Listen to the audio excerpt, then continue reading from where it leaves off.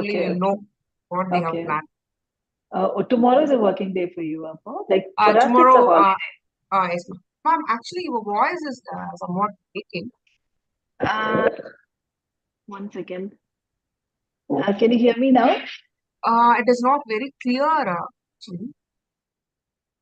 Oh, then I have to check my. Actually, I'm wearing AirPods. Like I don't know if there's some problem with that. Uh, our principal ma'am has also joined the. Okay. Hello, ma'am. Hello, good evening. Thank you so Good much for the evening, ma'am. valuable time. Sure, welcome, ma'am. Nimita, ma'am, am I audible right now? Can you hear You me? are audible, but some disturbance in the voice. Oh, It is not. uh, It is not very clear. oh, Voice is okay, okay. cracking. I don't know why. Like I'll just check once. One Yeah. second. Yes. Are you, ma'am? Hariom, ma, Hariom.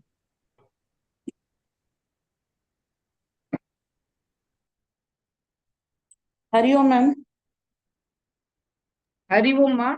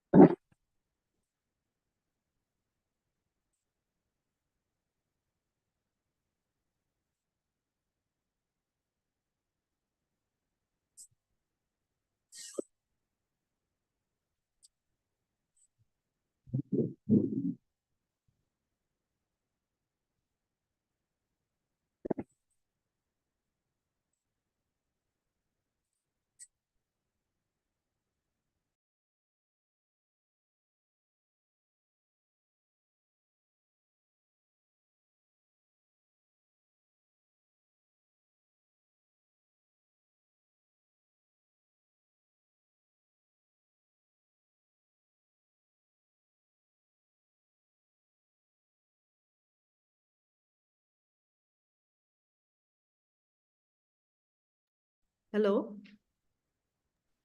Yes, ma'am. Yeah, yes, ma'am.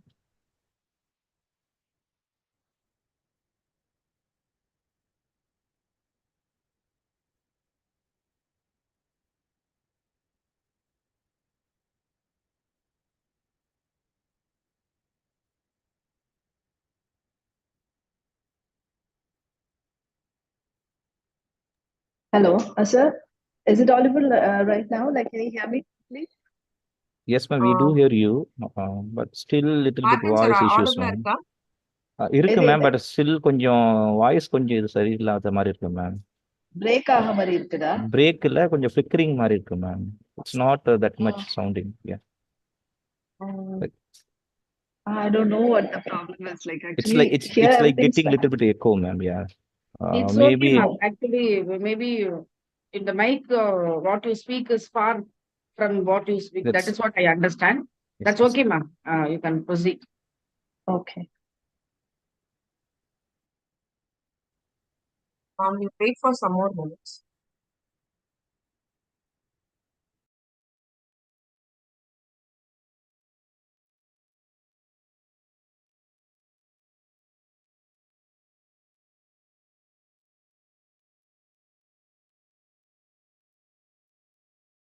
Boma madam, good evening.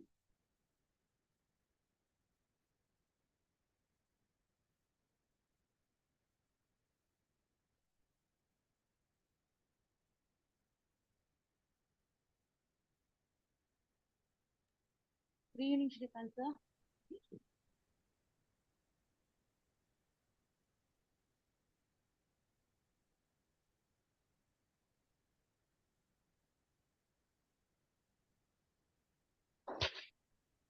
Principal madam, Boma madam, Sir, good evening, sir. good evening. Thanks for joining, sir. Thank you, madam. Good evening, Dr. Shrikant sir. Very good evening, Nimita madam.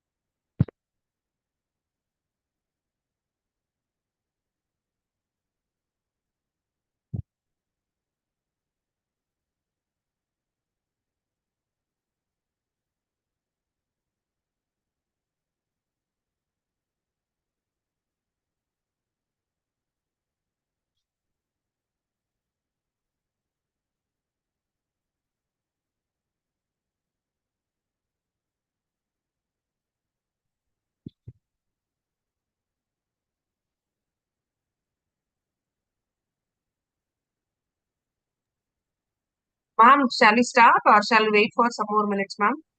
We'll start, ma. The people will be joining. We'll start. Oh. Martin sir, shall start, sir. Yes, ma'am.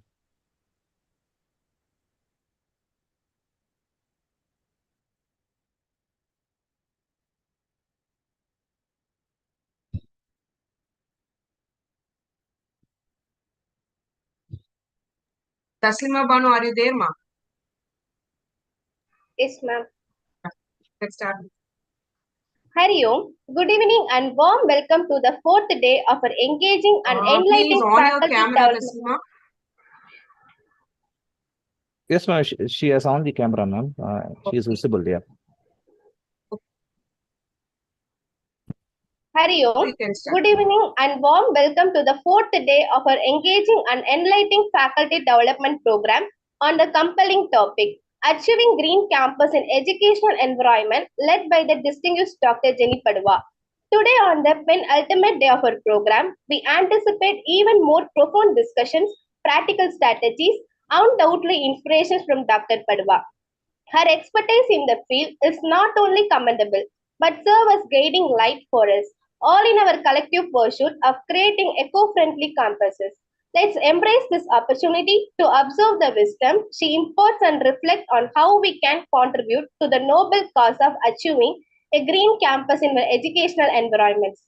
Dr. Padua's wealth of knowledge is sure to ignite our passion and equip us with the tools needed to make meaningful changes.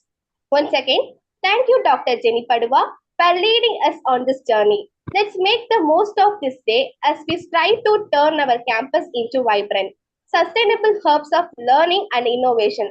Thank you, and let's embark on this another day of discovery and transformation.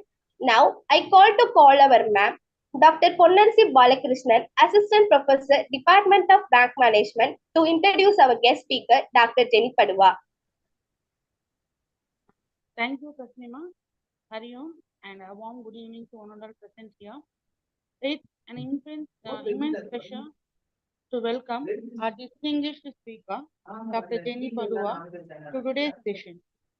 She is a professor and environmental nanobiologist, and she is currently the Dean of Entrepreneurship Development after serving as a Dean of Academic Affairs a couple of years at Holy Cross College, Nagarkoil, Kanyakumari district. Her ardent desire for research won her so many awards on the Ramas Mandir European Research Fellowship from the European Commission to career research at the Department of Genetics, University of Santiago de Compostela, Spain. She was honored as a visiting researcher in the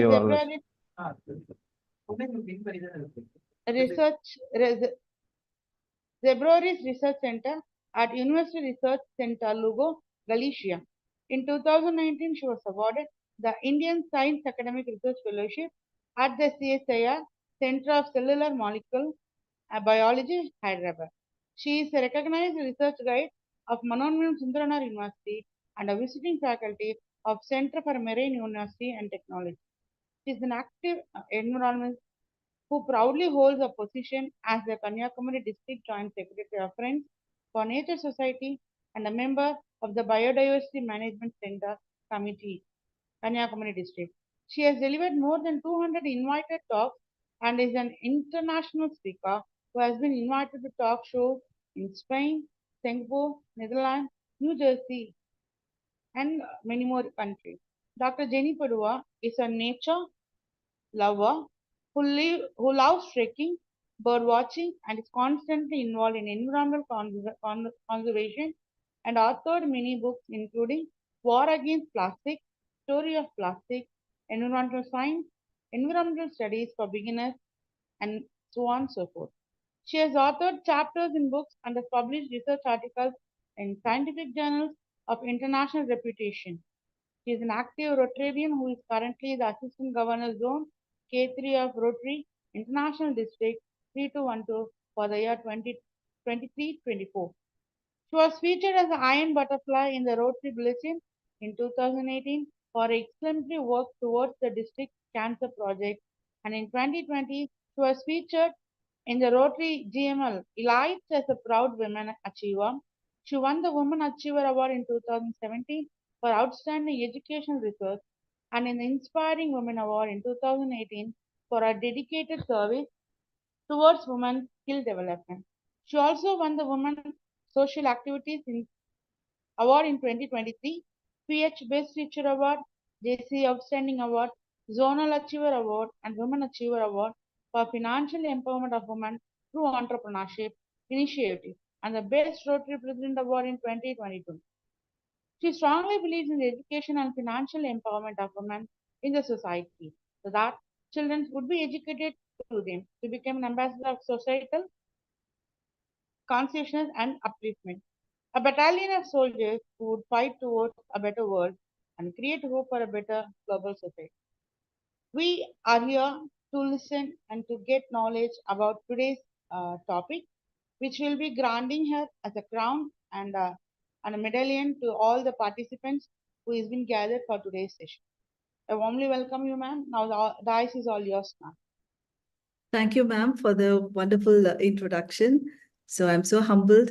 So thank you so much. And I really thank the management of Avicii College of Science and Arts and Science for inviting me to this prestigious faculty development program. So to begin with, I would like to share my screen with you. Just hold on.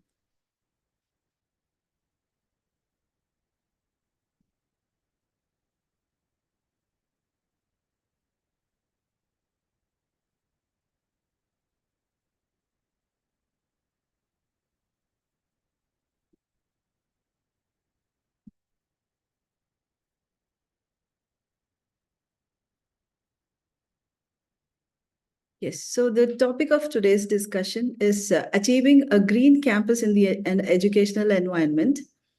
So,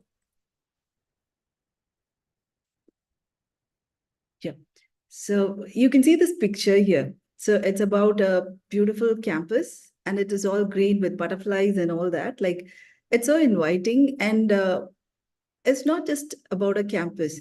So whenever we want to go on a holiday, maybe we want to go on a vacation. So we always choose to go to a place which is full of greenery. So there is so much of nature to enjoy. So somewhere in our hearts, deep down inside, like we crave to be with nature. So that is the truth. So at present, like we can hear currently, like what happens is we always talk about greening the campus, greenery and all that. So why do we get attracted to this kind of a campus, the campus which we saw right now? So it's because it's so green. It's not just because it's only green, but it plays a very important role in our physical, mental, emotional, and spiritual well-being. So emotions are very important for a person. So the physical condition of a person is determined by the nature in which you live, the environment in which we live. So the mental condition, like you must have heard about a person who is emotionally down. So he's having a mental problem. So what scientists say, what doctors say is you just have to take this person out into the sunshine, into the nature, so that he can just feel the plants and the flowers and the birds. So if he just sees all that, his emotional level becomes all right. That is because of the hormones that are secreted inside us. So especially women are prone to a lot of emotional imbalance when they are reaching a particular age. So emotionally, we become so imbalanced when we are not with nature. And when we are with nature, we are physically, mentally, emotionally, and spiritually well, like we feel well, we feel good. So this shows that greenery, nature reduces our stress and anxiety levels. So we feel good when we are with nature. That means our stress level is going down. So our anxiety just vanishes. So this also promotes a lot of happiness and relaxation and calmness. So if this is the condition with us, what about the children who are studying in our campus? Just think about how much stress they have, the assignments and the homework, whatever we give them. We ask them to take seminars, we ask them to study, we give them model exams and all that. Like they have to score good marks, they have to get extra credits. So all this like is stressing them a lot. So when they are in an environment which is green, which is beautiful, like their cognitive function and the concentration of students improves. So it also enhances their creativity and their problem-solving abilities. And also, like you must have heard, like many of the students are going through mental fatigue. So this is also put down, and this promotes a sense of interconnectedness with everyone around them and also with the universe. So the need for going green is being sensed by our society right now, and we are always talking about green cities, about green campuses, greening our buildings, and about carbon footprint reduction, about global warming, about climate change, and a lot of other stuff, which is very, very important. It might seem to be very light, but it's very important. The reason is why we're talking about greening is because we are the ones who are destroying nature. We are the ones who are destroying our earth. So we have only one earth. There's only one planet for us to live right now. And it is our duty to conserve it. So God has given us a very beautiful earth to live in. And it's like you are checking into a hotel and you are staying in that hotel room for some time, like maybe for a few days. And then when you go out of the hotel, you have to give the keys back to the manager. And this key will be handed over to someone else after this, someone else who's coming after you, who's checking into the hotel after you. So this is the same, what is happening to us. Like we are living in this world, and then we have to give the keys to our next generation, our future generations, and they are the ones who are going to come in and enjoy this earth. So it is our duty to take care of this earth and keep it safe and hand it over to the next generation in all its beauty and in all its grandeur. So what we are doing is we are filling the earth with a lot of waste that we are generating. So we don't need all that, but still we create a lot of waste, and we are just disposing it without any responsibility. So this is why in the recent times, there is an increased awareness of the necessity for sustainable practices, how to convert these waste into resources, which can be utilized again, how to recycle, how to reuse. So how can we put down climate change? How can we stop pollution? And how can the resource depletion be overcome? So now we also are talking about global warming. There is a huge temperature rise you must have heard about because we are cutting down the trees. Global warming and climate change are the result. And then the ocean is heating up. We heard that it's 0.07 degrees Celsius per decade. The rise in temperature is 0.07 degrees Celsius per decade. But after 2000, what we understand is the average rise in the temperature is 0.13 degrees Celsius, which is double that was happening before. So we are polluting everywhere, the air, the land, everywhere around us, and we are polluting the oceans also with plastics. So you must have heard about this Great Pacific Garbage Patch. You call it GPGP. So this GPGP is somewhere in the coast of California, in the North Pacific Ocean. So this is a huge debris of plastic which is floating in the ocean. And because of this, when the sunlight falls on this huge island of plastics, the plastic degrades and it becomes microplastics and nanoplastics, and it mixes with the water around it, so that it becomes a plastic soup. So this soup is affecting the marine plants and phytoplanktons which are living there. Let me tell you, my dear friends, these planktons and marine plants are the ones which give us oxygen. This 50 to 60% of the oxygen that we breathe are being given by these plants, marine plants and phytoplanktons. So we are indebted to them. And these plastic soups which we are creating is killing them, leading to oxygen depletion and carbon accumulation. So, and also the cutting down of trees. So when we cut down trees, what happens is it's not just the tree that is being cut down. The tree holds a lot of habitat. The plants and the animals which are living on the trees, they lose their habitat, they lose their nest, they lose their houses. So what will happen to them? So many of the plants, many of the animals are getting disappearing from the earth because of habitat loss and man, and also because of the conflict between man and animals. So the reason why I was talking about all this is just to give you a general picture of what is happening. So the seriousness, the importance of the pollution that's happening around us. So we need to fix this. So from where do we start fixing this problem? Do we start from a campus? Because campus is the place from which we can really start. Being professors, We are given with a lot of students, thousands of students come into our hand every year. They're moving out of the campus every year. So we are the ones who have to inculcate in them the feeling of environmental protection, the responsibility that they hold to protect the environment, because environmental protection is our duty. It's my duty, it's your duty, it's everyone's duty. So this has to get into our conscience. So thousands of students who go out of the campus every year, this has to take root in them. So they are the root of this society. So when we water them properly, if we are pouring water on them the right way, they start getting eco-conscious. The eco-consciousness should be inculcated in their minds so that they become ambassadors of environmental consciousness. They become eco-warriors. So this is where, like, when we become eco-conscious and when we train them up to be eco-conscious, become responsible citizens, naturally, we can achieve higher grades in NAC also. So when we are greening the campus for them, when we are teaching them to green the campus, when our campus becomes green, the NAC purpose is solved. So actually for NAC accreditation, we need, for the criteria 3 and for the criteria 7, we need to have a lot of, we have to inculcate a lot of practices, green practices inside the campus. So this greening of the campus also gives kind of, when there is an on-site visit of NAC, we have to demonstrate that we have institutional values. So a green campus always reflects the institution's commitment to environmental sustainability and social responsibility. So by showcasing a green campus, the institution demonstrates that it has a lot of institutional values and it is it is practicing a lot of values. So the same thing, the next point would be enhancement of institutional image.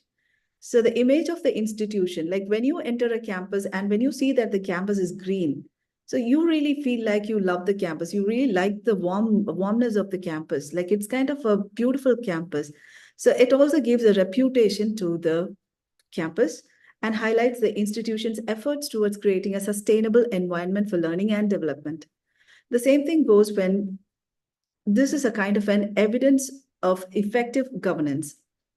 So when the management has an effective governing body, when the body of the management is really effective, the campus remains green, the campus becomes environmental conscious campus, and it shows that the management is allocating a lot of resources for implementing green initiatives, and this contributes to criteria 7 of the accreditation process. So there's also support. When you have a green campus, it also supports academic excellence because the green campus is an ideal environment for teaching, for learning, and also for research. And also, this invites people to collaborate with you.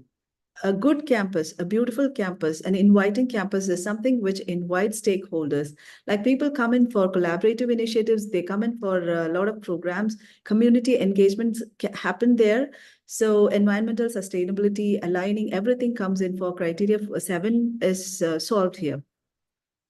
So also, like for aligning the national priorities, like we have a green campus always contributes to the national priorities, a nation's responsibility as an environmental conservation unit. So what we are doing for climate action, what kind of climate action are we taking? What are we doing for global warming? So the sustainable development, showing that the institution's commitment to addressing societal challenges and supporting the nation's goal for a greener and sustainable future.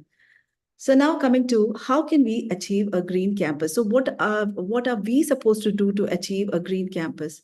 So it's always like you start with conserving the air.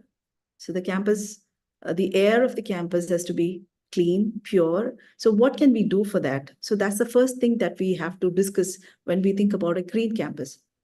And the next is the water resources. Wow. So how we can harvest rainwater, how we can conserve the harvested water, and how we can protect water from getting, unutilized water. You can use it in some other way. So, and also to protect and maintain the land resources. That includes all the infrastructure of the campus, the land, the infrastructure, and everything related to that.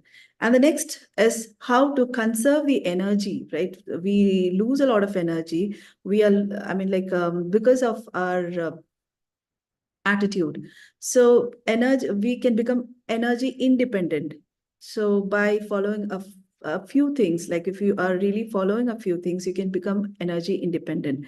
So the next is promoting environmental sustainability. So doing things is easy, but keeping it just like that, like sustaining it is very difficult. You can green your campus, but sustaining it is very difficult. Like for instance, you must have seen people, laying huge lawns in front of the campus, and the lawn remains green for a few months, for a few weeks, and after that it turns yellow, it dries up, so there is no sustainability.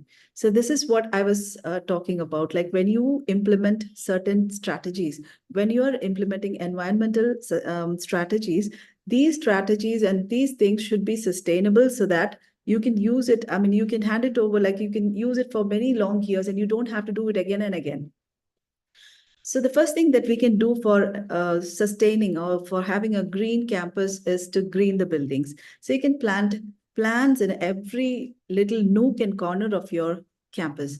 So everywhere you can plant trees wherever possible and whenever possible. It doesn't have to be a environmental day. You can plant trees whenever you want, and you can encourage students to plant trees. You can give them spaces in the campus, like maybe like they can adopt a particular patch of land, and in that patch of land they can plant whatever trees they want and they can take care of them, and we can give them prizes. We can motivate them by giving a little bit of awards, a small gift or something, so that that particular class or that student gets motivated. So the same thing goes for Miyawaki forest. Like Miyawaki forest is a trending kind of thing right now, because this is a forest that is created in a barren land at the campus. So wherever inside the campus, wherever we have barren land without trees, you can just take this as a project, and here you can plant as many trees as possible, the native plants or whatever plants you have. Like it doesn't have to be this particular plant, it can be any plant, any tree, so that that particular place is covered with a huge foliage, green foliage. So that is the main thing behind Miyawaki forest. So Miyawaki is a method of afforestation technique, like for cultivating fast growing trees. Any tree or plant that grows fast can be put in, so that there is a dense foliage. So this was invented by a Japanese ecologist called Akira Miyawaki, and that is why it's called Miyawaki forest. So this is something that really impresses people when they enter into a campus, and it looks so green. So also, we can plant, like wherever we have corridors, wherever we have tiny spaces inside the building, we can have a lot of oxygen bombs. Those are plants which give out oxygen in more amounts. So you must have seen the snake plants, spider plants, money plants, and these kind of plants are the ones which give out oxygen in more numbers, I mean, in more amount. So this can also be had inside the campus. So we can have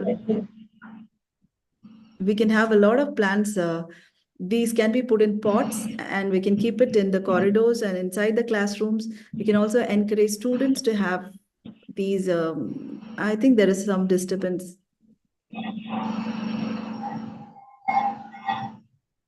Hello. Let me see, ma'am. Let me see. Patil sir, please mute Yes, ma'am. Ponnansi ma'am and Javagar sir. Karugavil sir, yes, ma'am. Yeah, Yeah, Javagar sir. Javagar sir. Yeah. Okay, ma'am. So Done, this, ma'am. Yeah. yeah, thank you, sir. Thank you. Yes, So this is what happens. Like, so this is how we can motivate students to have plants inside the classrooms. They can have spider plants. You can teach them that these are the oxygen bombs, so that like when the student is inside the classroom, they get more of oxygen. The air is pure. So the same thing goes for green roofs and walls. Like many of the campuses have huge terraces. So these terraces are, they just lie just like that, and there is nothing done over there. So instead of having a vacant terrace, you can have lawns planted over there, or you can have trees or plants or small plants which are growing dense. So you can have them. So in the same way, you can have vertical gardens inside the campus.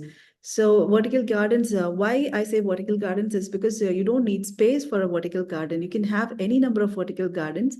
And this is kind of natural air filters which absorb the carbon dioxide and releases oxygen. So, and the walls will look so aesthetic because it gives beauty to your campus also. And you can even have letters using the different colored plants. You can have letters written over there using plants. So this is an easy way by which you can filter out the pollutants inside your campus. So the same thing goes for ivies on the compound wall. You must have seen ivies climbing over. These are creepers. So they just climb onto any wall, and ivies they give kind of a green cover to the walls. So you don't have to paint your walls. So especially if it is a compound wall, you can have ivies on the wall so that they just creep in, and then start producing oxygen. So, and also ivies are known for taking away the heat. So they give a lot of cool, the temperature becomes very cool inside the buildings if you have ivy creeping onto it. And they're also known for producing a lot of oxygen. So the same thing for lawns and meadows. Like if you have huge lawns, it is what people say. I mean, like the ecologists say, is 50 square foot of grass. That's a lawn. Produces enough oxygen for a family of 4. That means you can have 4 students. 50 square foot of area can give oxygen for 4 students inside the campus. So I guess how important is it? But when you are laying, lawns, we have to be very careful because we will be wasting a lot of water on this. Because in European countries, what they do is they mulch. They have mulching done before they have, like the plastic sheets that are laid, and on top of that they lay soil, and then again above that they have the lawn. So what happens is when you sprinkle water onto the lawn, the water does not seep into the ground, and you don't have to waste a lot of water. A little bit of water is enough for sprinkling on top of this kind of lawns. So we can think about lawns which are done this way so that we can conserve water, and at the same time we are producing a lot of oxygen for our students who are living inside the campus, and also for us, so that the campus remains green and cool. So vertical garden, terrace gardens, and organic gardens can be done by students. So this is what I said, like you can have pictures, you can have maps, you can have logos written over there using the different colored plants. So we can also have biodiversity corridors inside buildings. So until now, we were talking about the outside the campus. So now we are talking about the inside, like inside the buildings, what we can do. So you can have biodiversity corridors where you can have beautiful plants. It's not just oxygen producing plants. It can also be plants which are pollinators, like, which attract pollinators. So these kind of plants, when you put them in the corridor, attracts a lot of butterflies. So the corridor, I mean, like your building, you're inside the building, everything looks beautiful and it becomes more natural. And you have a lot of green spaces across the campus and biodiversity rich campus. Like you have a lot of biodiversity inside your campus, which really looks nice and beautiful. So next comes air quality monitoring. So we said like we have a lot of plants inside. We have a lot of green coverage inside, but still, how do we know whether our campus is having good quality air? Is our campus air polluted? Is the air in our campus polluted? So we have a lot of monitoring devices available right now, and they are very cheap also. You can you can just implant a lot of monitoring devices around the campus so that it just, monitors how your air quality is, how much of pollution you have inside the campus, because you have a lot of vehicles coming inside. Every day you have vehicles coming inside, the 4-wheelers and 2-wheelers, a lot of them come inside and go. So our ambience is getting polluted. And when you are installing such air quality monitoring devices, there are also IoT devices. You can even ask your computer science department students to create an air quality monitoring device using IoT sensors. A lot of sensors are available on the market, and you can even Google and find out. So this can be done by students, and you can implant it everywhere so that like we'll come to know what kind of air quality we have, what kind of campus is there, the air in the campus is. So that's a very good way of ascertaining that our campus is good, green, and it's not polluted. So in order to reduce the carbon footprints, like in order to reduce the amount of unwanted gases that are, like inside the campus, so we can go in for carpooling. So many days, like you can have a carpooling day, you can have a ride share day or ride share programs where you don't have to, each faculty will not have to come in a different car. So 5 or 6 of us can come together in one car. So the same thing goes for rideshare programs. You can share your ride with somebody else. So this is a way by which you can facilitate a green campus. Carpooling and ride sharing platforms reduce the number of individual vehicles that are coming into the campus. So these initiatives not only decrease the environmental impact, but also alleviate parking congestion. So that is also a problem in many of the colleges. So then coming to nursery gardens, you can have a nursery garden inside the campus. So this can be done by if you have a botany department. I don't know if every college has a botany department, but even if you don't have a botany department, this can be done as a green initiative or a green entrepreneurship by students. They can take it up because we have one inside our campus and we sell a lot of plants. So whenever a guest comes in, like when we have an association meeting or we have an endowment lecture, we give plants to those people who are coming. Most probably we give plants. When they cannot carry it home, we give something else. So nursery gardens can be maintained inside the campus because this is for selling the plants and also for fostering a kind of environmental consciousness among students. Students will come to buy plants. So that means like you can tell them, so these are oxygen bombs. These plants give a lot of oxygen. So you can take it home and keep it in your rooms or keep it in in your veranda so that you get a lot of oxygen. They take in all the carbon dioxide and give you a lot of oxygen. So this is how you can promote environmental consciousness in students. So the same thing goes for outdoor learning spaces. Like we always take classes inside the classrooms. The students are also getting bored. They're stressed. It's kind of very heated up and all that. So, and especially in summer, they find it very difficult to concentrate when they are inside the classroom. But when you're taking them out, so you can take them out and have outdoor studies. But it is always better that we have an outdoor learning space. You can have a shed, maybe made of coconut leaves or palm leaves. So that will look so cool and natural. So you can have learning spaces of that sort where it is surrounded by a lot of plants. The students can go there, sit and enjoy the nature and study. So this will also give you a weightage when the NAC on-site visit comes in. So when they look at you, like they feel like, okay, you are giving importance, you're giving priority to the well-being of your students, and also you're giving priority to environment. You are environmental conscious.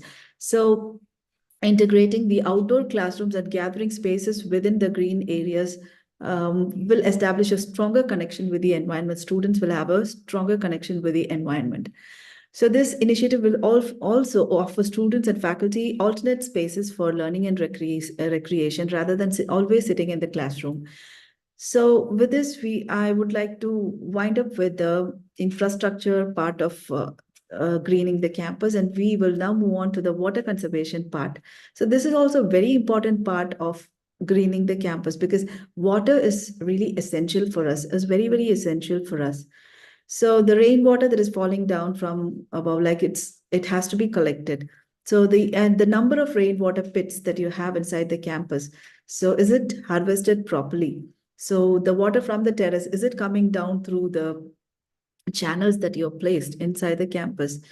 So you can place PVC pipes inside so that it comes down. The water that is collected in the terrace can come down to the harvesting pit straight away. But I have always seen that the number of harvesting pits is lesser compared to the amount of water that comes down. So this is so water conservation is very important for a green campus because it is a sign which shows that you are promoting sustainability, because this water is being sustained, like you're using it, you are reducing environmental impact and you're using it again. So implementing rainwater harvesting on a campus is a sustainable and effective way of conserving water. So integrating rainwater harvesting into the overall campus design plan is very, very important. So this also can be integrated, like in the sense like the placement of storage tanks and distribution systems and landscaping features can be done according to this plan. From the harvesting pit, you can use the water.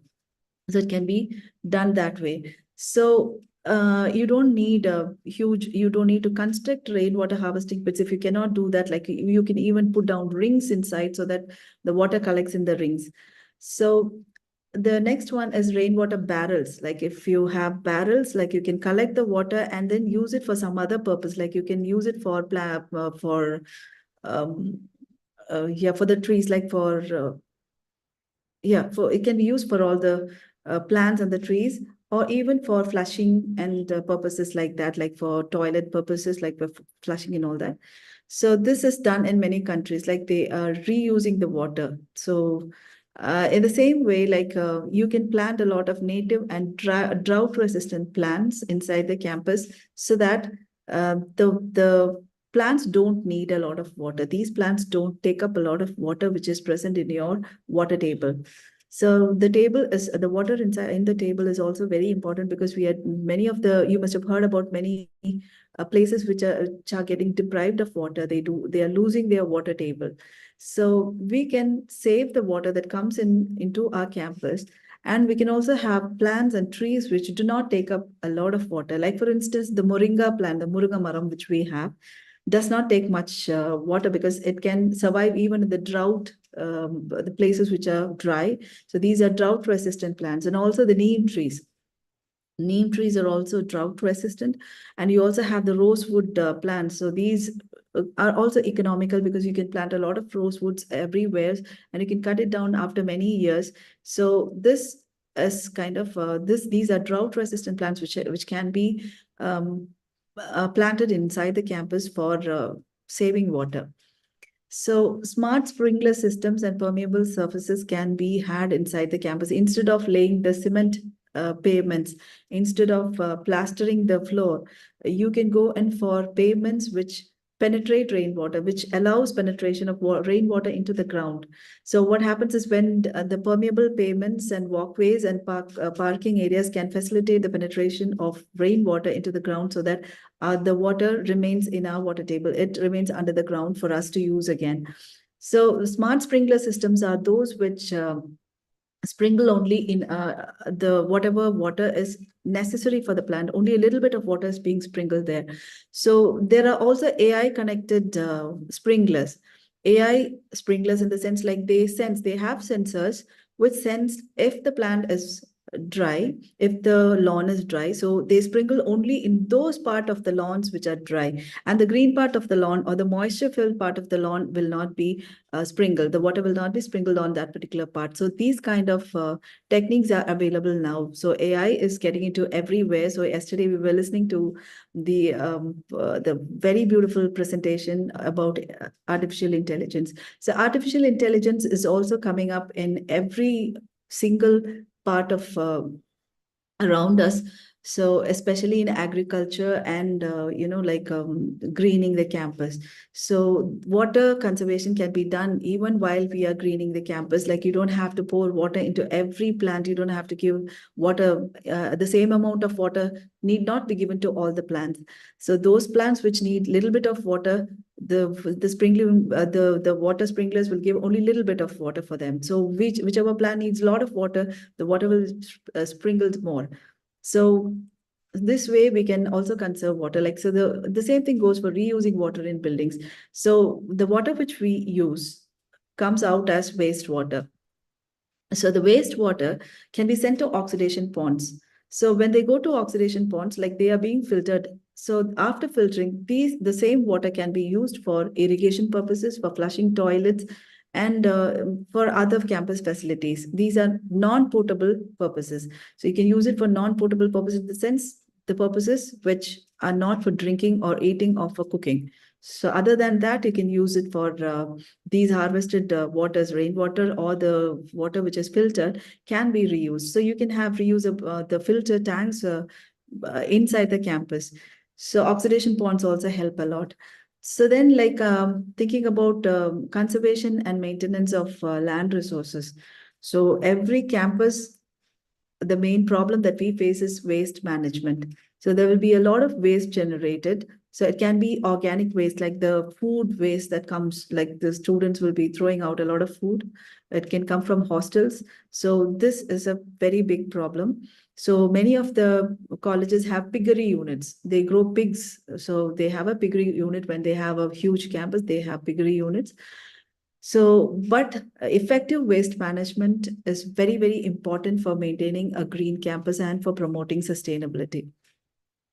So for this, what we have to do is collection of waste is important, but segregation and recycling is very, very important for the proper disposal of waste generated within the campus. So our aim is to reduce the amount of waste that is sent to the landfills. So for this, we can promote recycling, we can promote composting. So also we can have different colored waste segregation, waste bins which segregate the waste that is generated. So waste generation, waste segregation encompasses the organized separation of waste. So for this, we can provide distinct bins for recyclables, compostable materials, and for the general waste. So the normal thing that we do is to have the green bins, the blue color bins, and the yellow color garbage bins. So the green bins are normally used for organic waste, leaf cuttings and the leaf, dry leaves that fall down, the woods, and biodegradable material can be put into the green bins.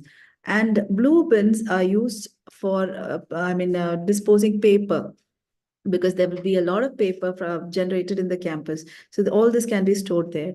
So the yellow bins are for the plastic, the metals, the rubbers, the mirrors, the glass, and the polythene that is generated. So if we are segregating this, and we are teaching our students to segregate this kind of waste, so this is the first step for greening the campus, because our campus will look clean and beautiful. Nothing will be strewn about here and there. There will not be any waste strewn about. So everything will be intact. So the next is composting programs. Like, as I told you, the waste that is generated, the organic waste that is generated has to be has to be sent to composting units. So for this sake, we can have a vermicomposting unit inside the college. So we can have a vermicomposting unit. And also, if vermicomposting is not possible, you can go in for biocomposting. So for vermicomposting, we use worms. That is, you can use earthworms for degradation purposes, the biodegradation purposes. So this is an effective method for managing the organic waste inside the campus. So utilizing the organic waste, and this processing can be done, and the vermicompost can be put in plastics. You can package it and you can sell it inside the campus. So even biocomposting, the biocompost can be sold as a green entrepreneurship initiative. So you can see this, the vermicompost is really good for the plants. You can use it inside the campus for your own plants, or you can sell it outside as an initiative of the students. Like, students can take this up as the vermicomposting thing can be taken up by students, and they can do it, and they can sell the compost that is prepared by them. So they'll feel happy, because this can be something like a socially useful productive work, that is SUPW that we have normally. So this can be done in that way, so that this is a green initiative. And this attracts a lot of attention from the NAC authorities when they come inside. So the next is sanitary napkins. Because wherever you have girl students, this is one problem that they face. The proper disposal of the sanitary napkins is very difficult. It is not done in the right way in many of the places. So specialized bins are kept in restrooms. But what I would suggest is we can have napkin destroying machines. Napkin vending machines can be implanted in one side, and also the napkin degenerating machines can also be kept in, so that the menstrual waste can be put in there, and then it can be disposed in the right way. It will be burnt and it will be disposed in the right way. So what about the other kind of waste that comes in? Like, you can use the waste from the septic tanks, the waste that comes out. Sometimes, like, we have cows inside the campus, we have cows, like if you have an animal farm inside the campus, because we do have one. So the same thing goes for many of the colleges where animal farms are there, where they have an integrated farm. where animals are kept for research purposes. So these waste that comes out also can be used for producing biogas. So the biogas unit can be very attractive to the NAC authorities who come in, because you are self-sufficient. You say that your waste that is generated from your campus is either, that is the solid waste are going for vermicomposting, the liquid waste is being sent to the oxidation ponds, and it is reused. And you say that the other waste are put into the biogas units and you get biogas out of it, which is used for cooking purposes or for laboratory purposes. So this shows that you are independent, you are energy independent sometimes, or you can say that you are independent on your own. And your campus is a kind of a sustainable campus where everything works fine, everything is done in the right way.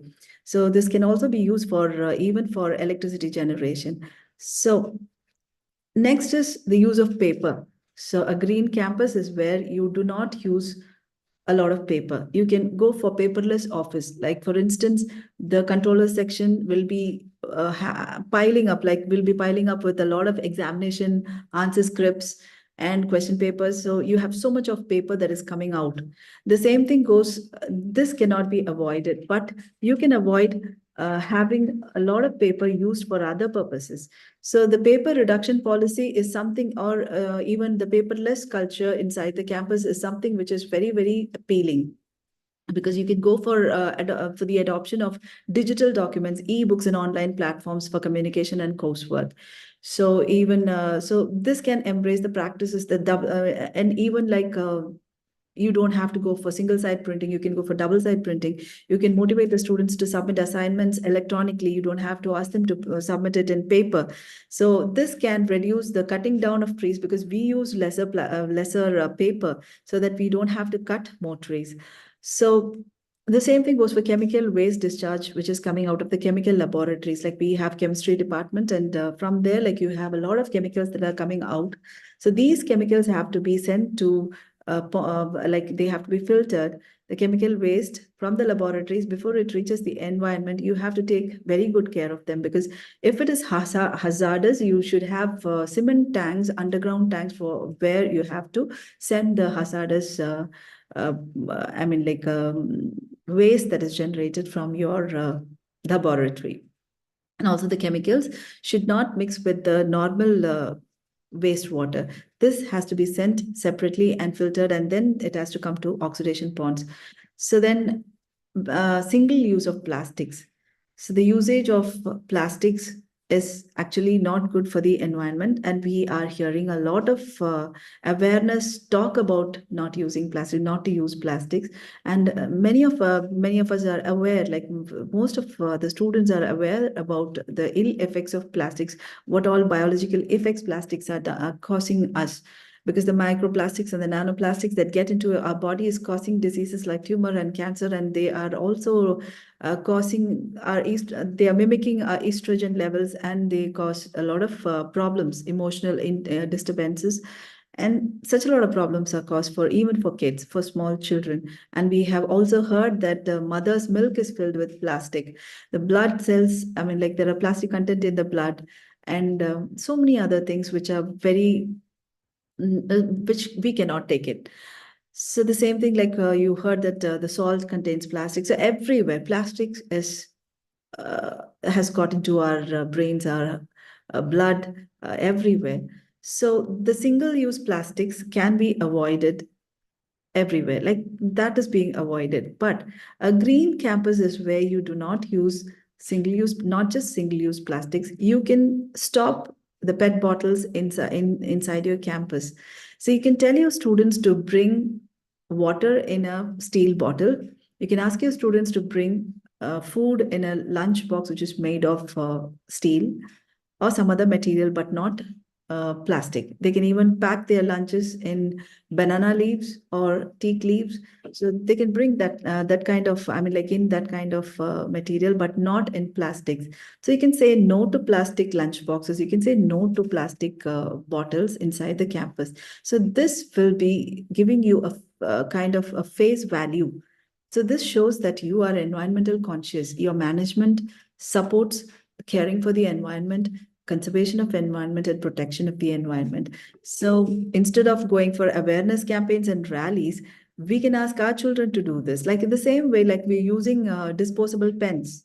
So we did a study, like we asked the students how many pens, that the plastic pens they use, these pens cannot, they do not refill the pen. They just throw it out after using. So we asked them, like, how many days do you use one pen? And they said merely 4 to 5 days they use. And now what happens is after 4 to 5 days, this student is throwing this pen into the bin. So it is not just one student. Every class would contain 40 or 50 students, and each department will have so many students. Like, for instance, a minimum of 500 to 300 students in one department. So you take all the departments in the college, so the whole students, like 2,500 students minimum in a college campus, using a pen for 4 days and throwing it out. Like, just multiply this with 1 year. You'll know how many pens we're using, how many pens we're throwing into the bin. So this adds on, like we are doing something, we are destructing the environment around us, and we are promoting this destruction with the students. Like, we can tell them not to use this. You can tell them to bring pens made of steel or whatever, and ink pens, which they can refill and use every day. They just need one pen for 4 years. They don't have to throw it out. They just need to fill them and use it. So this is a simple way. This is a very small, tiny step towards conserving the environment. This is something that we have to teach our students. So this is a way by which you can have a green campus where you don't throw out pens every day, every 4 days. So next is energy conservation. So we have been talking about air, we have been talking about water, and we have been talking about the infrastructure and land and how you do it. But now coming to energy conservation. So we can have energy efficient buildings. So we have already constructed buildings. Like, it's difficult to construct them again. We cannot demolish and construct a building once again, but we can redesign and redo the existing infrastructure into energy efficient buildings with features such as proper energy efficient windows and energy efficient ventilation, air conditioning systems and all that. In addition to that, we can also have solar system installed. Like, you can integrate solar roof panels in your terraces, in your roof tiles, roof panels. Okay, these kind of things. Like, in the same way, like wherever you have windows, you can have solar windows. Like, in the sense, like the panels can be made of solar panels. So these are transparent things which can be used, and it generates a lot of electricity for you. So you can see the picture of this buildings. So instead of wall tiles, they have put solar panels. So if you have an option where you have money, the management can do this. You can go for having solar tiles implemented, I mean, implanted in your walls, the walls of your campus. It might seem to be a little costly, but the energy generated will be much more. Like, it just equalizes, because every month I see that most of the campuses are spending lakhs of money for electricity purposes. So when we become energy independent, you don't have to pay that money. You can use this for implanting solar wall tiles, solar roofs and all that.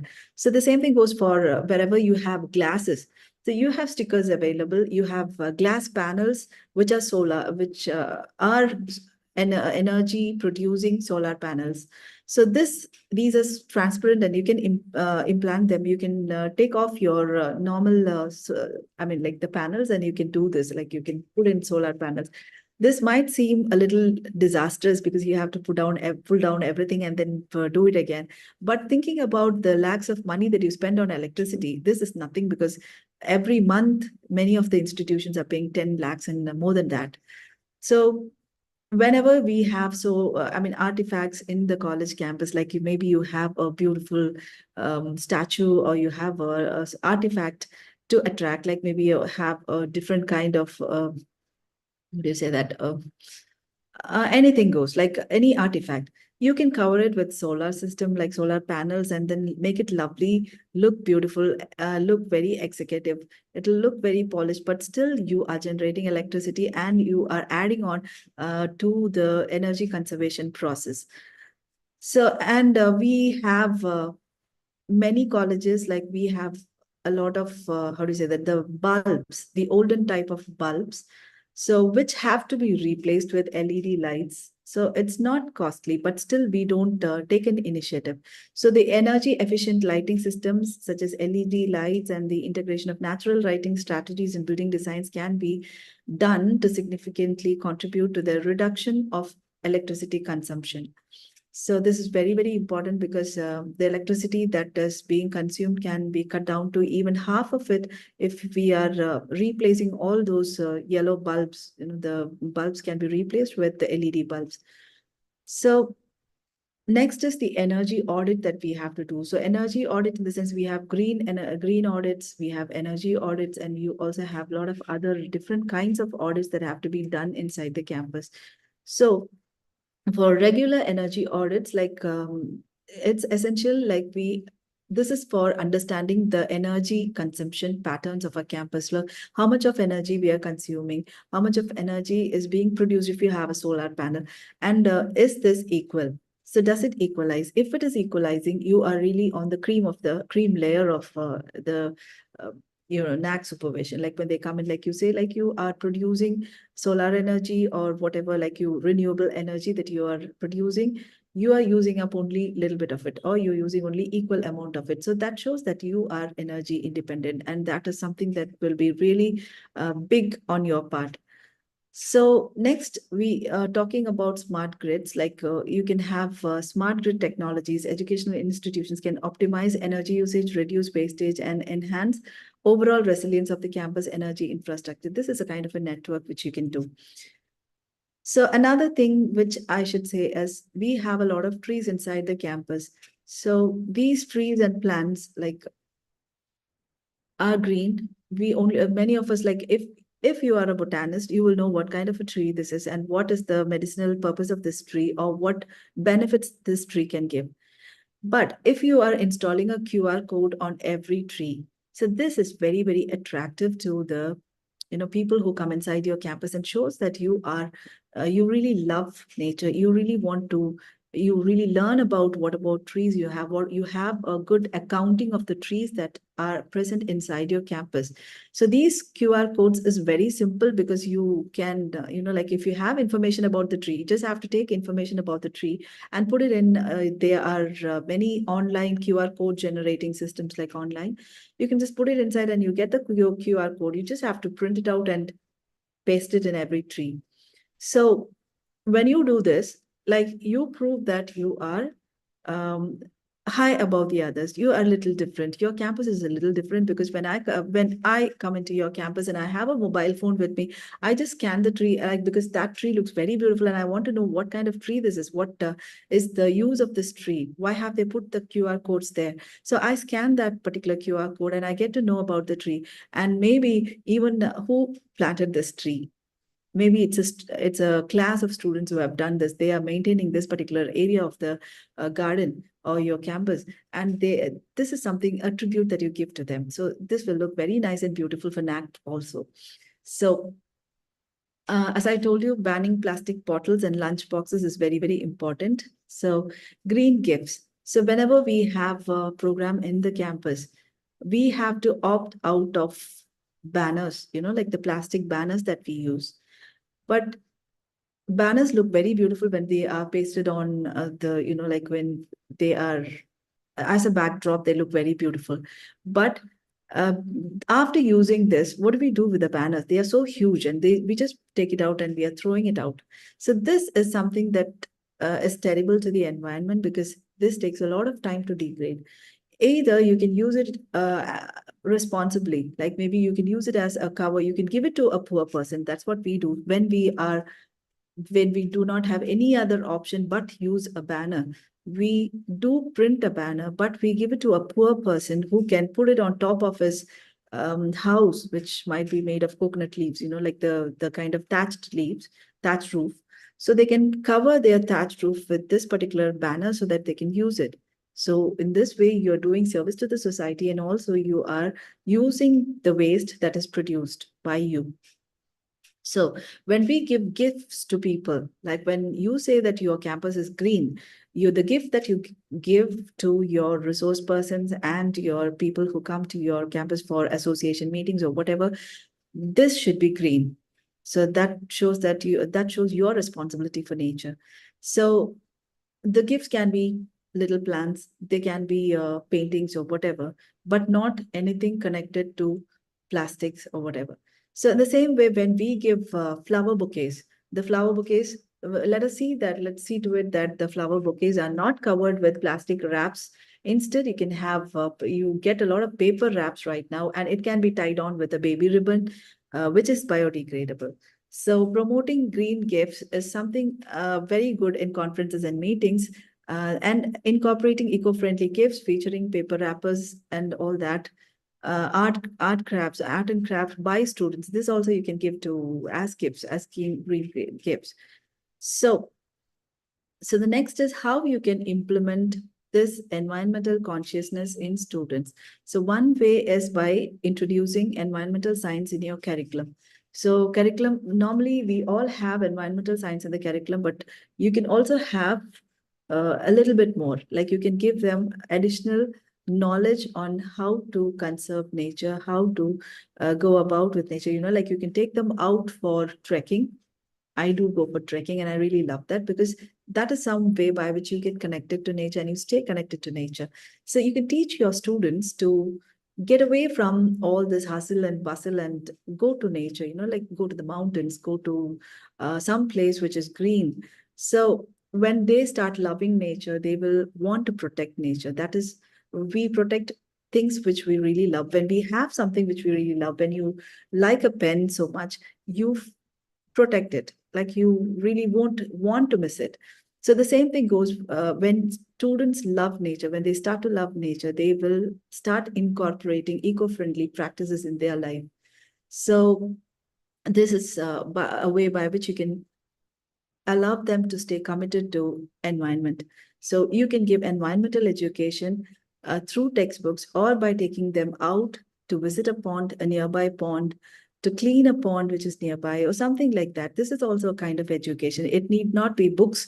Education should not be theory alone. You can take them out for different engaging purposes which connect to nature.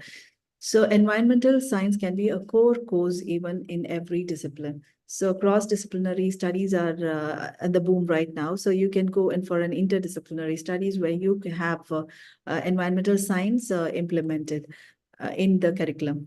So field-based learning experiences. So a green campus should involve green studies. Like you have to take your students out for field trips, for field trips and excursions, like wherever you take them. It need not be to malls to have fun, but they can go for field trips and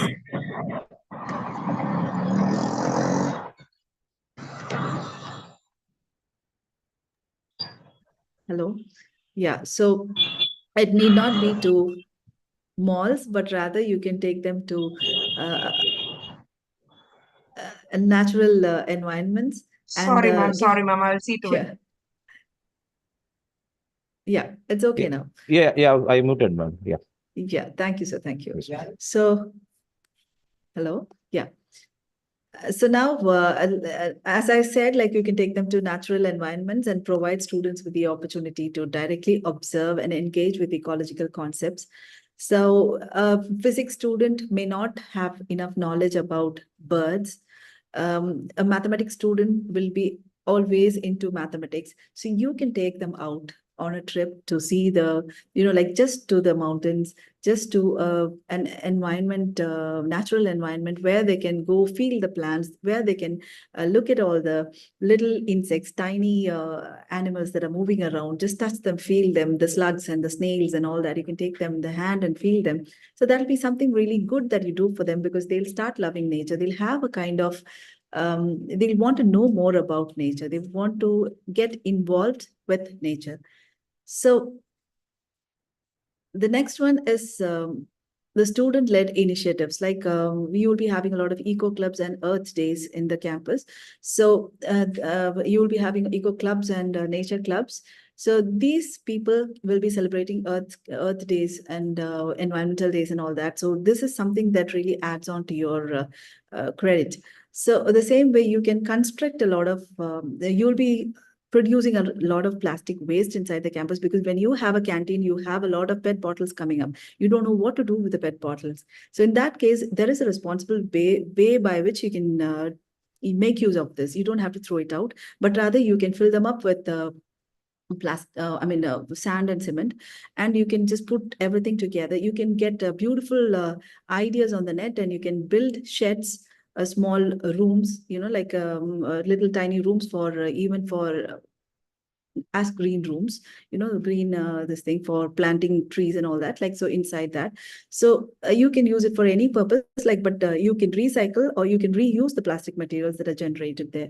So the community engagements like cleanups and river cleanups, celebrating environmental days with neighboring villages, all this adds on to your credit, because for the NAC visit, this is what really shows, like, whatever you have done, because you have introduced this idea of conserving nature inside the hearts and minds of your students. That is why they go out and help the neighboring villages. That is why they go for a cleanup in the beach in the scorching sunlight, the heat.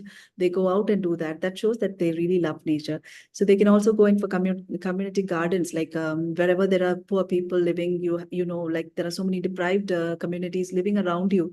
So you can take your children, like you can ask your students to go there and have agricultural programs, sustainable agricultural programs, where they can teach them to have community gardens. So they can have organic gardens, they can have fruiting trees there planted. And when you go for research centers, like when you have research centers, you can go in for renewable energy research, and also how to convert waste to energy. So this is also something really good. And you can also collaborate with environmental organizations for this. We go for environmental awareness campaigns inside the campus and also outside the campus. So for celebrating important days. So, and for outreach programs where you go to villages and teach skill development using eco products, like how do you say that? You call that eco entrepreneurship. So using the natural resources, how you can use them into products which can be sold in the market. So there are so many things, like, I don't know if we have time for that, but there are so many things that can be done using eco-friendly this thing, like eco resources. So then finally, like about the green audit. So every 5 years, we are supposed to have a green audit, so which is an authentic proof that we have been, maintaining the standards, and we are assessing the environmental practices which we are doing every year. So then green entrepreneurship. So this is one thing that can be promoted in the campus, because we have a lot of students, and these students maybe, like, for instance, we have 2,500 students inside the campus, and these students are going out, right? So every year they're going out. So what happens is these students who go out, they do not get a job. Not every student gets a job. So maybe a few of them get placed, but many of them don't. So what you can teach them is to use the natural resources around them, like whatever resources are available in their village or in their locality, they can use it for producing, for creating products that can be sold. And this can be done in a very responsible way. And this adds on to the environment sustainability, and also adds up to the social responsibility of the students. So because they come up with a lot of solutions to environmental problems. So there is a need for fostering green entrepreneurship inside the campus, because it gives, as I told you, it gives a lot of job opportunity to the students. And it also helps to bring out their innovation and creativity. Like, for instance, like they have an environmental challenge where you are living in an urban locality, right? So what happens is you don't have enough space to have to do agriculture. So now they came up with the vertical garden. So this was a solution to the problem that they had. So vertical gardens can be had in a very small space, and even in the terraces. But for this, you don't need acres of land, but you can do agriculture. The same thing goes for robos and the drones, which are sprinkling water and all that. So these are all innovations and creativity from the side of the students. So economic growth and job creation. Green entrepreneurship always stimulates the economic growth and creates employment opportunities in green industries like renewable energy and in eco-friendly manufacturing, like paper bags and all that.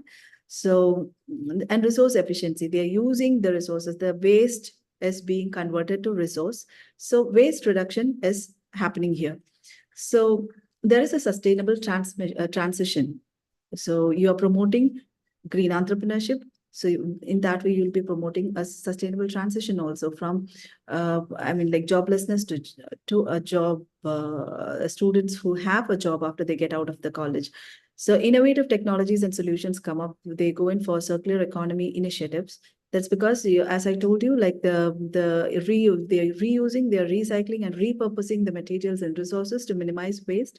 And this is maximized. The resources are used in a maximum way by redesigning, remanufacturing, and waste to energy techniques. And green, so social innovation and inclusion is there, green finance, education, and capacity building. So these are small things that can be done inside the campus. Like, for instance, students who are getting involved in green entrepreneurship, we can teach them how to harvest, cocoons, like silk production. So how to make, how to go in for sericulture. You call it sericulture. So sericulture is using the silkworms to produce silk, which can be sold to the sericulture unit of the government, and they buy this and they use it. So this is one way by which they can make money. They can become green entrepreneurs. So mushroom culture is another green entrepreneurship. So you just need a small room, a dark room for doing this. So every student can be taught to this kind of skills. So this is not very expensive. They just need a very small space, a tiny space, even under the table. They can have books under the table, and then they can have they can grow mushrooms and sell it for a very good amount. So next is, I guess you must have heard about a professor from Hyderabad who was making fuel out of plastic, and he was selling it for 40 rupees per liter. So this fuel was made out of the plastics which went waste, the waste plastics he collected, and he was doing it. And for every 200 kg of plastic, he could produce 200 liters of petrol every day. So this is something which we can think about, because IIT is providing the equipment for producing biofuels. So for it costs around 25 lakhs. So that's what they said. Like, so for 25 lakhs, they would give you the equipment, and you can take it to your college and use all the plastic waste, collect all the plastic waste, and convert them into biofuel and sell it for good money. So in this way, you are saving the environment, you're conserving the environment, and at the same time, you're making money being a green entrepreneur. So the plastic can also be used for making home decor and plastic art.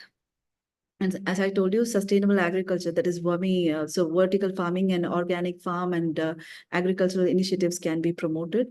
Aquaponics and hydroponics can be done, right? So this is, we will be having tubes with holes inside, and the plants will be inserted in the water. So this is one way of water conservation, because you don't have to water the plants every day, because this plant lives in the water that is inside the tube. That's all.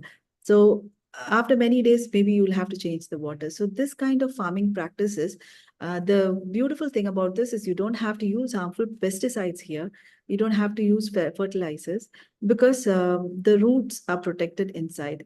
So, and these are kept inside green rooms, so that, like greenhouses, so that you do not allow flies to come in, like bugs and beetles to come inside. So this is one way of protecting the plants and making money out of it. And this is a very green, this is a green entrepreneurship which can be promoted inside the campus to the students, taught to the students. This is a skill that every student can learn, so that when they go out, they become green entrepreneurs. So this way you are promoting green agriculture. So rooftop windmills, this is another green entrepreneurship, because you're creating renewable energy. The small windmills are available. They can be created even by the students. Like you can buy and place it on top of your houses, or even on top of the colleges, so that you can produce electricity. And the remaining electricity, the more energy, more electricity that you produce, you can send it to the grid and gain money out of it. So you can teach your students to do this. You can ask them to implement this, like maybe install this at their homes or for their businesses, so that they can be green and they can go green. So every business thrives when you say that it's green. So this is a Kenyan startup founder, like she made bricks out of plastic. So she was taking all the plastic waste and she was converting, mixing it up with concrete and then making it into bricks that can be laid on the floor or is used for constructing houses. So that's not just a Kenyan startup. We also have this kind of startup in Telangana. It's called Surya Pet. So they're also doing, they are also manufacturing bricks and this kind of thing. So this can be, you cannot do everything inside the campus, but you can teach your students, you can promote, you can encourage your students to go for green entrepreneurship initiatives. So the ocean plastics were collected and they were converted to backpacks. And Adidas is a famous company which collected ocean plastics and made it into shoes. So there are many other companies which collected ocean plastics and converted them into dress materials. So the reason why I'm saying all this is because how the waste is getting converted to resources. So these resources are being used. So the same thing goes for we are killing all the animals around us. So Beyond Meat is a company which came up with plant-based meat. So what they said is you don't have to kill animals for having meat, but you can produce meat even otherwise. So this is fake meat, or you can call it, how do you say that, artificial meat. This is done using like a lot of technology, but this is a green entrepreneurship. So this is for protecting them. They say that this is for protecting the environment, the environmental resources, the plants and the animals. So the same way, vegan meat. So Impossible Food is another startup. This is a green startup, which is done for what they said is like you don't have any toxin in the food because you're not using animals as meat, but you are using plants converted to animals, the animal meat. So now this is another green initiative where this is done for not killing the animals. So they place stem cells of cow, which is the stem cells, you know, they're like they are along with that, they are providing amino acids and carbohydrates, which are the building blocks of muscles and all that. And then they multiply the muscle cells and grow them. So what happens is you get fresh meat, beef, and a lot of other meat. So these are packed and sold. So you don't have to kill animals. You can produce meat even otherwise. So this is also a green entrepreneurship. So this is green meat, which is manufactured in Kerala. So this is also vegan meat, and this is not lab grown meat. This is vegan meat. That is meat made out of plant material. So circular fashion, this is also a green initiative because what they say is we can reuse the dress materials that we are using.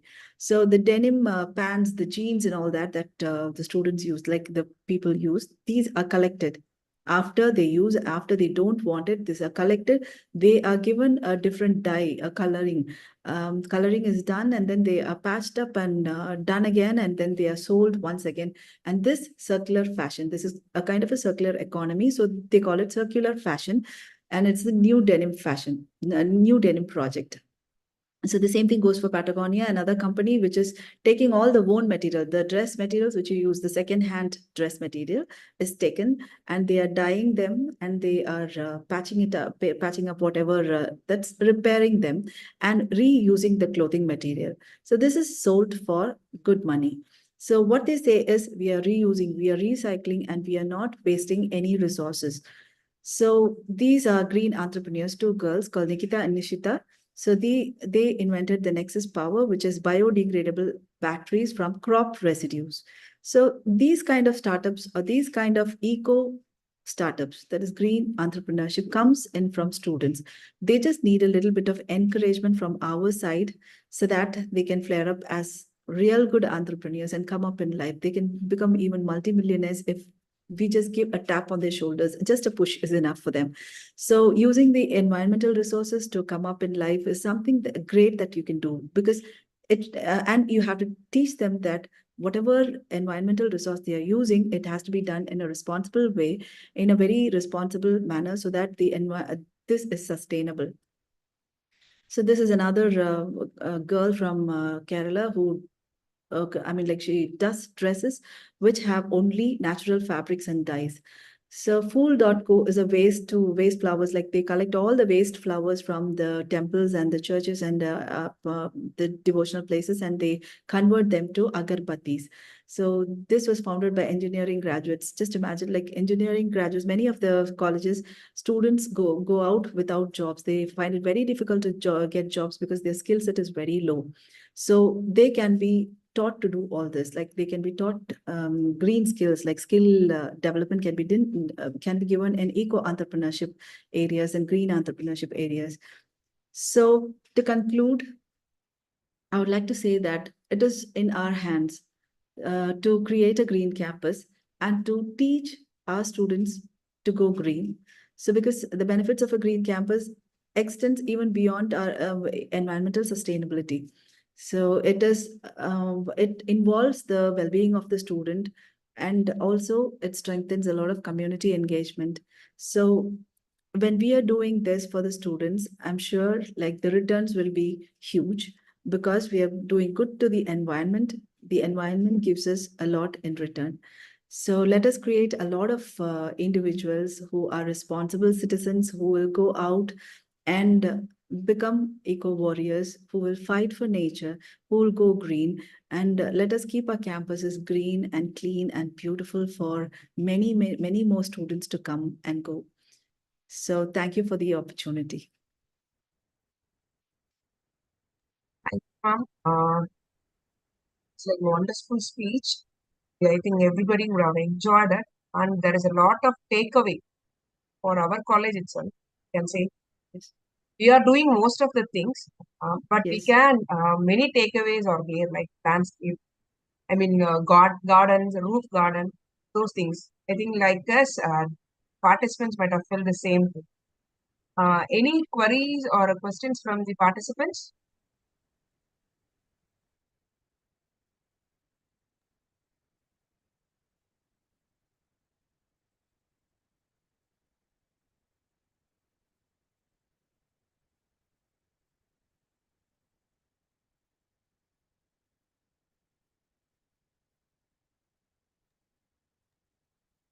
Shall we go for the vote of thanks? I think one message is there.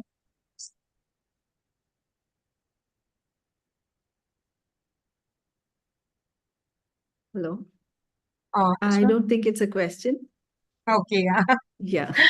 Yeah, it is like actually what you have said, like for the entrepreneurship, Yes. it was really interesting because personally I used to think like, what is there? What is the problem?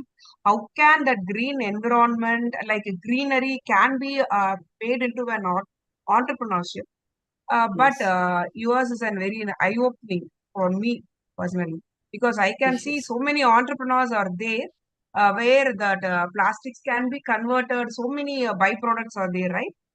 So Yes. I think we will be inculcating that in our education, and we can, since our bank management, we can teach our students about all these things. Thank you, ma'am. Yeah, when they are coming from, like I would like to make this clear because many students come from the coastal belt, some from the mountains. So I mean tribal students. So what we can do is like those students who come from coastal areas, they will have a lot of fishing resources, fish. I mean, like they get a lot of fish. Okay. So we can teach them to make use of the fish to make, I mean, like pickles and fish preservation. Different kinds of things are there, so they can use the resources in their particular locality and use it. Like for the Okay. students who come from tribal areas, like they can use they get honey, so they can make use of it. They can go for apiculture and all that, so that will be easier for them to make money and like have a decent living. So this is what I would suggest. Yeah. Thank you. We are actually doing that bio waste, and we are also Okay. that fertilizers, right? If I'm right. Yes. Yeah, we are Yeah. doing that. We are collecting the wastages all around because since we are located in a prime like city, Yeah. we don't Okay. have much of that greenery, but we collect all the waste from our students from our Okay. YRC club. They collect all the Okay. waste from the hotels around, and we Yeah. convert that into fertilizers, and we are using that for our farming. We are, and also what we do is we are providing, donating many trees Okay, in and that's around good. our place, and our students also go for these beach cleaning, all those activities we are doing. But Okay, okay. since you, as you said, this entrepreneurship, I think we can also inculcate in our college Yes, that we can include that that point we can include. yes. Thank you, ma'am. Yeah, Yeah, thank you. ma'am, shall we go for the vote of thanks, right? Sir, Bhune sir, Yeah, ma'am. are you there? Yeah. Yeah, ma'am. Sure.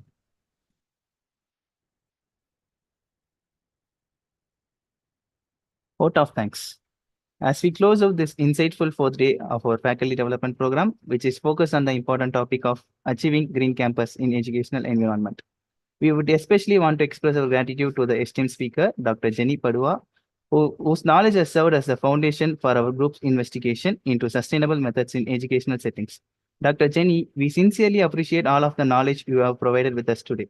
Your insights have been priceless. We appreciate participants' active participation, intelligent inquiries, and desire to learn.